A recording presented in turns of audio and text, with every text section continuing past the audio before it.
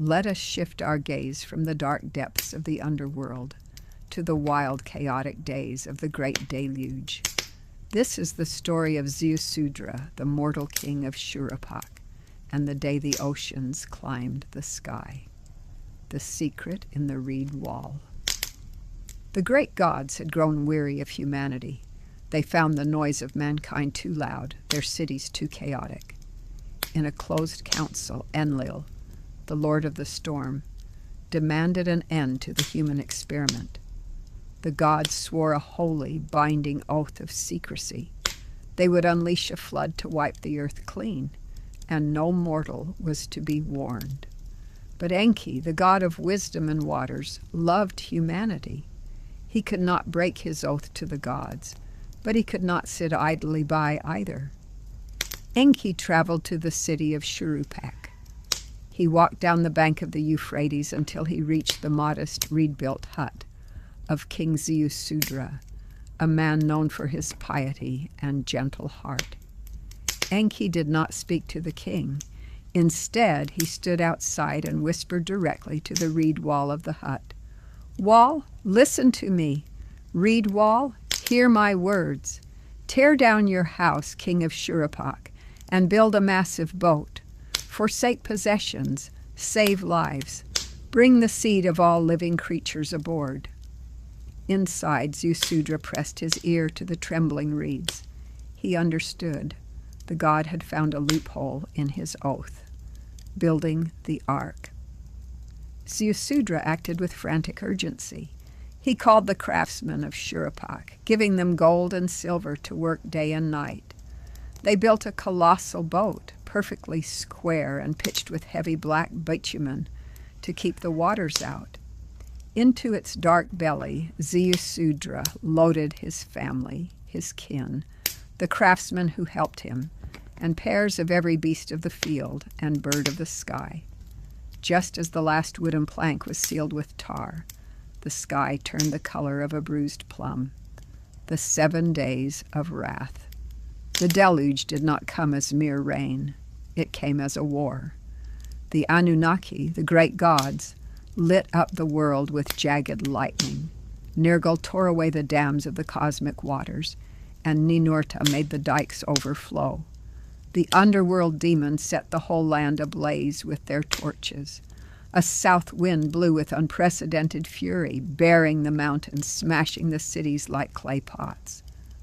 The devastation was so absolute that even the gods grew terrified. Ishtar, the queen of heaven, wept as she watched her creations float on the water like dragonflies.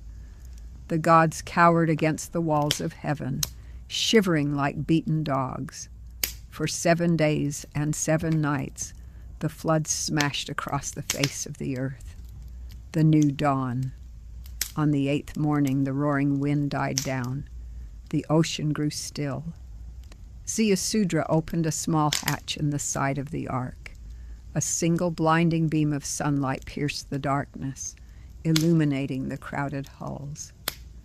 Ziusudra looked out. The earth was a seamless, silent sheet of water. The mountains were gone.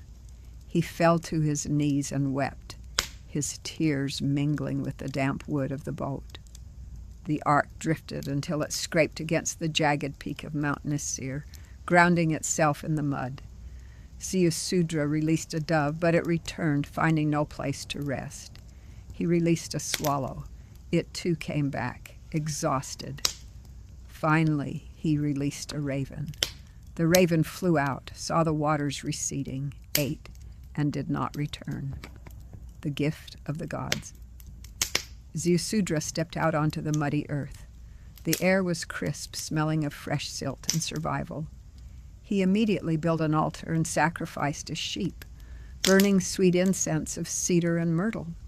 The gods, starved for the fragrance of sacrifices after a week of isolation, gathered around the smoke like flies. Enlil arrived last.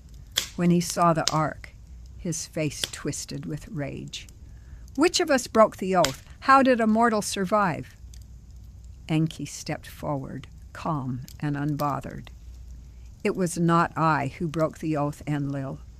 I merely whispered to a wall, and a wise man listened. Do not punish the innocent for the noise of the crowd. Punish the sinner, but have mercy on the rest. Enlil looked at Ziusudra, who stood trembling but proud before the creators of the world. The storm god's anger melted into awe. Enlil stepped onto the boat. He took Ziusudra by the hand and made him kneel. He touched the forehead of Ziusudra and his wife, blessing them. Until now, Ziusudra was only a mortal man. From this day forward, he and his wife shall be like us, the gods. They shall dwell at the mouth of the rivers, where the sun rises, in the land of Dilmun, the land of the living. And so, the man who survived the end of the world was granted breath eternal, a living monument to the day the world drowned and began again.